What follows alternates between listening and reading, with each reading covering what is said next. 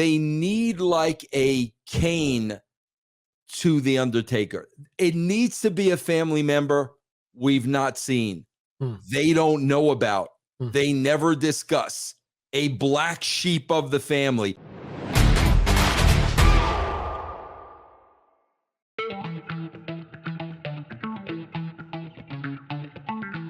All right, let's talk about wrestling. So here's the thing, man. SummerSlam is underway, and we got seemingly an extension of the Bloodline angle. Let's actually let me throw this at you before we go into booking this match, which seemingly is going to main event SummerSlam. So this Jay Roman saga. Jimmy's got, injured, storyline injured. He's going to be out for a while. That's a part of the angle. So do you think that Jay versus Roman at SummerSlam, do you think that will be the culmination of the Bloodline feud and then they'll just scatter and do something else? Or do you think that this is just another piece of the puzzle? Yeah, I don't think it's a culmination. I think they're going to drag this on forever. Whether they involve new people or whatever they do, this is going to be carried on forever. They're not going to end this. How far do you think this goes, Vince? I don't know, bro. Like I don't know. I get so much heat because I did this interview with Chris Van Vliet. And, of course, bro, they always take out one thing that I said. And the thing that I said was, about there being no characters and no storylines and everything else. And, later on in the interview, we talked about the Bloodline, but they only used that one thing I said. So, of course, everybody threw back the Bloodline on me. And I said this. I said, bro, first of all, because there's one good wrestling storyline, you've convinced yourself that this is the greatest storyline in the history of wrestling. It's not, bro. We've seen this before. If you've watched The Sopranos, if you've watched The Godfathers, this is not a new story. But the fact of the matter is, Chris, since this is the only story they have, they're going to keep this going on and on. They still got Sikoa against Roman Reigns. I mean, they're just going to let this thing go on and on and on and on. Yeah, I do think so. I mean, I think there's I really like the Bloodline storyline. I think this is definitely one of the best storylines in the past 20 years at least.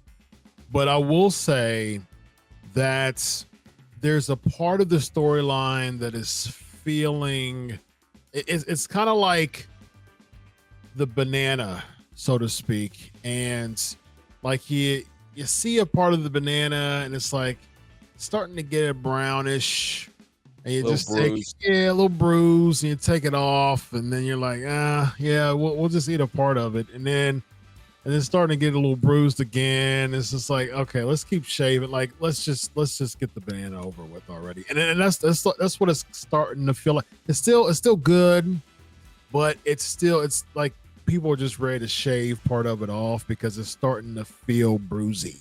You know what I mean? Like you're starting to feel a little bit stretched. And to your point, Vince, I think because it's so good, and WWE haven't really tasted this type of really, really good storyline. I mean, people can throw in Daniel Bryan and Kofi Kingston in there, but I don't think so. I mean, I think that, this has been a 3-year storyline at this point, just about. And Daniel Bryan and Kofi Kingston, they were flash in the pan storylines. They weren't flash in the pan characters because Daniel Bryan has proven to be a legitimate world champion. Kofi Kingston, I think it's fair to say that his main event run was a flash in the pan, respectively. But I do think when it comes to storylines, though, this is definitely one of the best. I would even argue in WWE history. But at the same time, though, in other eras, they didn't just bank on one storyline. Yeah, right? Yeah. You had Hogan in a storyline, you had Savage in a storyline, you had Andre and Stud. You had Hogan and Bundy. You had, like it was multiple storylines that were in a promotion. And that is just really the old school way to go, because it makes people on the roster who you see feel like an attraction, as opposed to just banking on one storyline and saying, oh, the company as a whole is good. That's my pushback. Yeah, no, I agree, bro. And listen, it happened with the NWO. Yeah, they kept riding that horse until they watered it down to meaning nothing. Yeah. I mean, that's there's a history of this, bro. As a writer, like, you got to feel for something that's over. Like, you really have a feel like, okay, we need to end this here.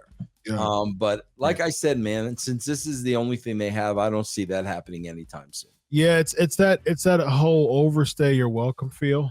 Yeah. You know what I mean, it's like, I invited you over. We had some good coffee, man, and had some laughs. We watched your show.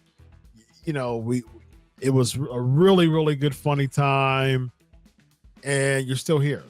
You know what I mean? It's like, oh, you're like, oh man, it was so funny, man. Yeah, that was great, man. We're going to head to bed now. You know what I mean? You're still here. You know, oh, okay. We're just kind of easing you on, like, yeah, man, I'm just tired, man. I had a long day. Yeah, man. Yeah, I'm about to hang it up, turn the lights off. You're still here. You know what I mean? It's all of a sudden, it's just like, all right, man, we're about to close it up and go to bed. You know what I mean? Yeah. And it's as simple as what, bro? Like, whatever happens at SummerSlam, Reigns gets intensive heat on Jay, and he won't let up on Jay, and then Sikoa stops him. I mean, it's see, that's why I'm saying, to me, bro, this is like at the simplest possible form. That's why, like, I watch this and I'm like, bro, do you people like watch anything else on television that has characters and storylines? This is just the simplest form of just a very basic storyline. And like I said, bro, they could do very basic things to just keep it going. Sure. I do think Roman Reigns I do think this storyline has elevated everybody involved in it. Like I said before, within the family. Now, it elevated KO and Sammy because they did get the rub from the storyline. It elevated Cody too, because, it's safe to say that this Lesnar angle is it feels like, just fodder, really. It feels like just a layover to going back to Roman. Unfortunately, I don't want that, but it looks like it's going to happen.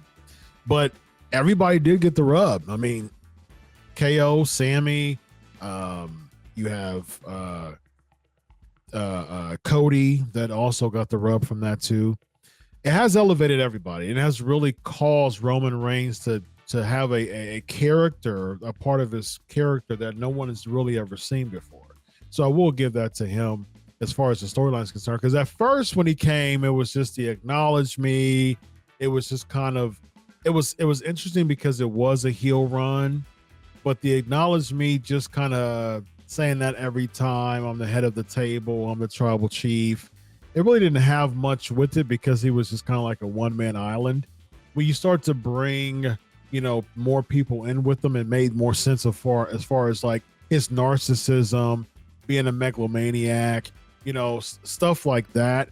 That makes sense because it was other people involved in it, like I said before. Yeah. So I think now, since people are starting to taper off more, it's starting to get back to the just kind of one-dimensional type of feel to it. Yeah. And I think what they should do, and I think you bring up an interesting point as far as Solo is concerned. So I can see that happening. So as far as Roman beats up Jay, he wins the match. He beats up Jay, continues to beat up Jay. Solo steps in because he's fighting for his brother, his legitimate brother, and then that causes Solo to go away. But here's the problem with me with this, Vince, that I have, and I'm interested in what you think about this too. So Solo goes away from Roman and helps Jay. The Usos and Solo, three brothers, are together. what's next? I mean, Yeah, what's and that kind of makes Reigns a babyface now. okay? So The numbers are against them. Yeah, bro. When the numbers are against you, you're the underdog. When you're the underdog, that kind of make 3 guys beating up 1 guy ain't nothing to cheer about. You know what I mean? So that kind of changes the complexity of everything. But how does that make Roman a babyface if Roman's beating up Jay, getting all the heat that he can? Solo makes the save that causes cheers from the fans. How do you switch that over to Roman becoming the babyface? Well, because 1 guy couldn't beat him alone. The second guy couldn't beat him alone. The third guy couldn't beat him alone. But now all 3 of you can beat him. Yeah, well, of course you can, bro, because now it's a 3-on-1 situation. So I think that's what they got to be real careful with that, bro, because if you've got 3 guys on one side and Roman Reigns and a walrus on the other side, yeah, bro, now you're bullies because, yeah, 3 guys, if you can't beat him up, you know what I'm saying? So it kind of changes the complexity of things, and that's where it's going to get sticky, bro, because right now you still got the sides even. Yep. Right now, the only last bullet in the gun is a Sikoa. That is the last bullet. So, like I said, bro, when you got 3 guys standing on one side and 1 on the other, now it's a little bit of a different story, and you got to be really careful. Sure. They need bro. You know what they need? Here's what they need. Here's the problem. They need like a Kane to the Undertaker. It needs to be a family member we've not seen. They don't know about. They never discuss. A black sheep of the family. It needs to be something like that, because here's what's going to happen, Chris. Okay, bro, we Jey Uso has been there forever.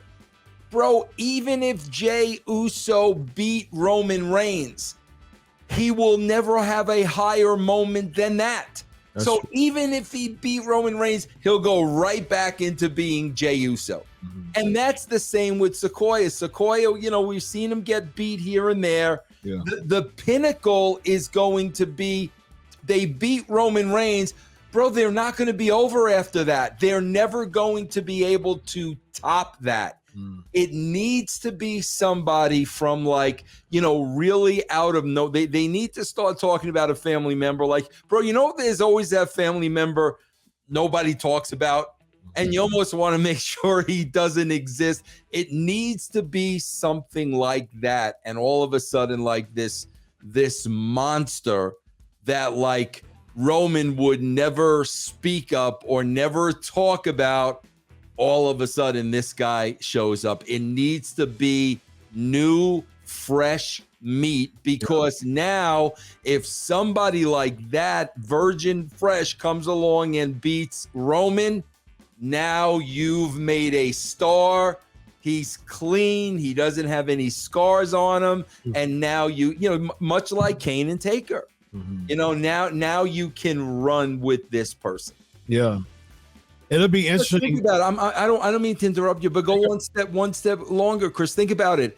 Even if Cody beats him, how is Cody ever going to be able to top that? The way they built Roman Reigns, how is anybody ever going to be able to top that unless it's somebody we've never seen before? And now we don't know how tough this guy is. You know what I mean? Yeah, I do. I don't have enough faith in the booking as a whole to see someone get a rub off of beating Reigns and it keeping them a consistent main event star. That's the thing that, to your point, that's the problem that I have with what we're seeing with the Bloodline.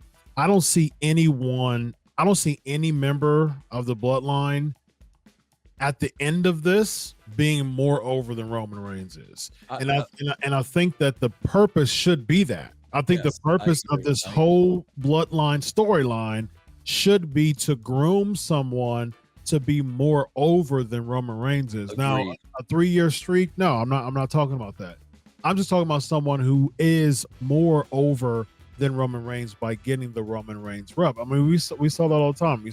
We saw it with Hogan and Andre. We saw it with Flair and Sting. You know, we see these people giving these people the rub to become more over than they are.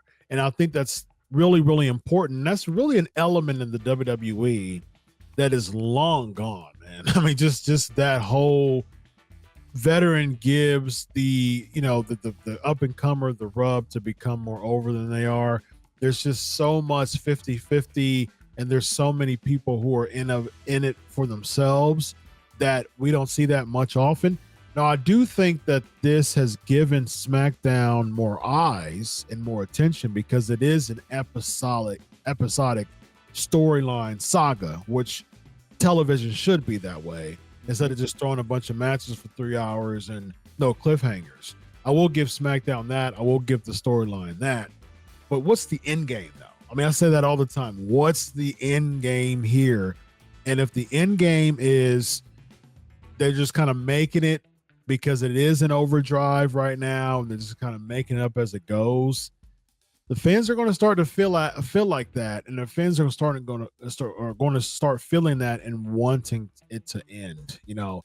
And that's why I'm hoping that they don't get to that point, that it overstays its welcome, like I said before, because if it does reach that, it'll take out so much of the good stuff that's been built up over the past 3 years, and fans are just kind of turn on it.